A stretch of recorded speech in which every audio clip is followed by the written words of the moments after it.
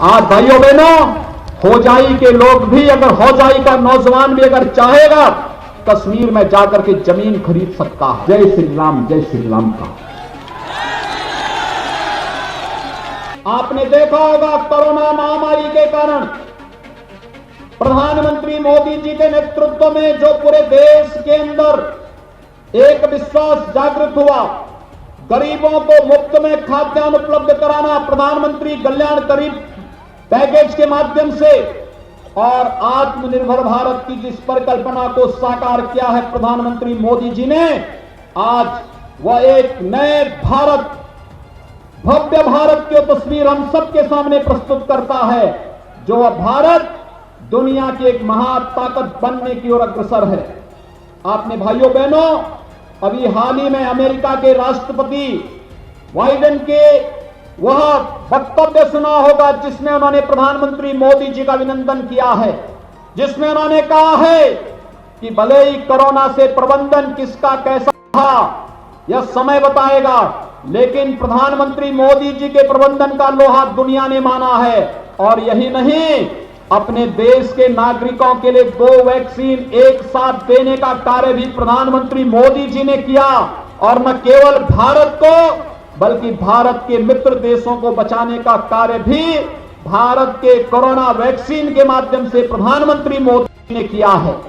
भाइयों बहनों, आज एक बार फिर से हम सबको मोदी जी के नेतृत्व में जैसे कोरोना प्रबंधन का बेहतरीन कार्य भारत के अंदर हुआ है, वैसे ही हम लोगों को एक बार फिर से न केवल कोरोना के खिलाफ इस लड़ाई को जीत के अंतिम लक्ष्य तक पहुंचाना है, बल्कि कोरोना के खिलाफ जैसे विजयी असम के लोग बने हैं, ऐसे ही इस चुनाव में भी, विधानसभा के चुनाव में भी हम सबको भारतीय जनता पार्टी के नेतृत्व में, प्रधानमंत्री नरेंद्र मोदी जी के नेतृत्व में जो कार्य देश के अंदर चल रहे हैं, डबल इंजन की सरकार के लिए असम के अंदर भारतीय जनता पार्टी आवश्यक है। यही आह्वान करने के लिए आज मैं आप सबके बीच में यहां पर उपस्थित हुआ हूं। भाइयों बहनों, साहित्यकार थे डॉक्टर सर्बानंद देव गोस्वामी, और खेल जगत से जुड़े हुए कमल दत्त होजाई भी इसी धरती पर पैदा हुए थे। हम सबको अपनी विभूतियों पर गौरव की अनुभूति करनी चाहिए। इन्होंने देश और दुनिया के अंदर न केवल होजाई का बल्कि असम के नाम को एक नई ऊंचाई देने का कार्य किया था, और इन विभूतियों के कारण ही आज असम अपनी सभ्यता, अपनी संस्कृति, अपनी परंपरा, अपनी समृद्धि और यहां का नौजवान अपनी ऊर्जा और अपनी ओजस्विता के लिए देश और दुनिया में पूरे सम्मान के साथ आज उसे हर जगह सम्मान प्राप्त हो रहा है।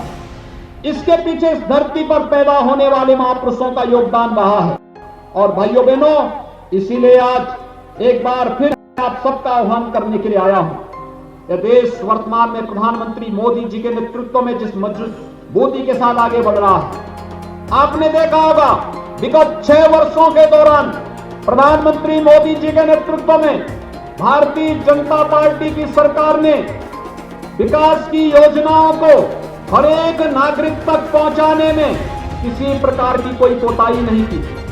हमने किसी की जाति, किसी का मत, किसी का मजहब, किसी की क्षेत्र, किसी की भाषा को नहीं देखा। हमने तो कहा सबका साथ, सबका विकास। प्रधानमंत्री आवास सबको मिलेगा। उज्ज्वला योजना में रसोई गैस का कनेक्शन सबको प्राप्त होगा। उजाला योजना के अंतर्गत एलईडी बल्ब ये सबको प्राप्त होगा। सौभाग्य योजना के माध्यम से हर घर बिजली देने का काम होगा, और जल जीवन मिशन के अंतर्गत हर घर नल के माध्यम से सबको शुद्ध पेयजल की आपूर्ति करने का कार्य भी करेंगे। यह प्रधानमंत्री मोदी जी ने किया।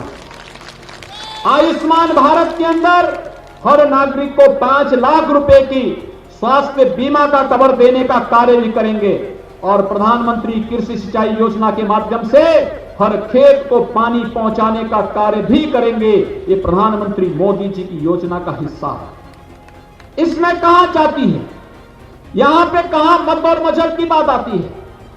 यहां पे तो विकास सबका, योजनाओं का लाभ सबको, एक नीति के तहत विकास की योजनाओं को घर घर गांव गांव तक पहुंचाने का कार्य क्या करने का जो प्रयास हुआ है, आज भाइयों बहनों वो हर एक क्षेत्र में देखने को मिल रहा है। लेकिन साथ साथ बड़े इंफ्रास्ट्रक्चर के कार्य होने चाहिए, कहीं हाईवे, कहीं रेलवे, कहीं एयरपोर्ट, कहीं आईआईटी, कहीं मेडिकल कॉलेज। और मुझे प्रसन्नता है इस होजाई विधानसभा क्षेत्र में भी एक नए मेडिकल कॉलेज के निर्माण की स्वीकृति को यहां के माननीय मुख्यमंत्री श्री सोनोवाल जी ने यहां के लिए स्वीकृत किया है। एम्स के निर्माण की कार्रवाई युद्ध स्तर पर आज देश के अलग अलग स्थानों पर प्रारंभ हुआ है।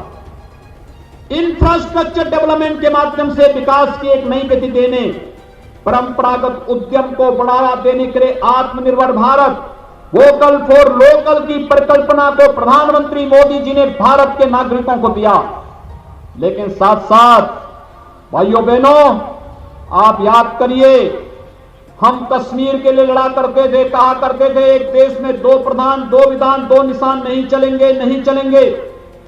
1952 में कांग्रेस ने तुष्टीकरण की नीति को पोषक करते हुए भारत के संविधान में धारा 370 डाल करके कश्मीर को आतंकवाद के हवाले कर दिया था। और बंगाल की धरती पर पैदा होने वाले डॉक्टर श्यामा प्रसाद मुखर्जी ने तब उद्घोष किया था, एक देश में दो प्रधान, दो निशान और दो विधान नहीं चलेंगे। डॉक्टर श्यामा प्रसाद मुखर्जी के सपने को साकार किया है प्रधानमंत्री मोदी जी ने और गृह मंत्री अमित शाह जी ने। कश्मीर में धारा 370 को समाप्त करके आतंकवाद की ताबूत पर अंतिम कील ठोकने का कार्य में किसी ने क्या, प्रधानमंत्री मोदी जी ने किया है। आज भाइयों बहनों, होजाई के लोग भी, अगर होजाई का नौजवान भी अगर चाहेगा, कश्मीर में जाकर के जमीन खरीद सकता है, वहां निवास कर सकता है, कोई आपको रोक नहीं सकता है। लेकिन कांग्रेस ने पाबंदी लगाई थी कि होजाई या असम का नागरिक जम्मू कश्मीर में जमीन नहीं खरीद सकता। और तो और मैं जब भी जाता हूं, आज प्रातः काल मुझे मां कामाख्या का दर्शन करने का सौभाग्य प्राप्त हुआ था। मैं जैसे ही मंदिर परिसर में पहुंचा, मैंने वहां प्रणाम किया, तब तक मुझे चारों ओर से एक नारा सुनने को मिला। मां कामाख्या देवी के प्रति लोगों के मन में अपार श्रद्धा का भाव है। पूरा देश बड़ी श्रद्धा के साथ यहां पर आकर के मां का अनुष्ठान करता है, उनसे शक्ति अर्जित करता है। लेकिन साथ साथ जैसे मंदिर परिसर में मैं गया था, मुझे एक ही आवाज सुनाई दी थी और हर एक मुंह से, बच्चे हो, नौजवान हो, महिलाएं हो, पुरुष हो, बुजुर्ग हो, किसी भी उम्र का व्यक्ति एक ही बात कहता था, जय श्री राम, जय श्री राम का।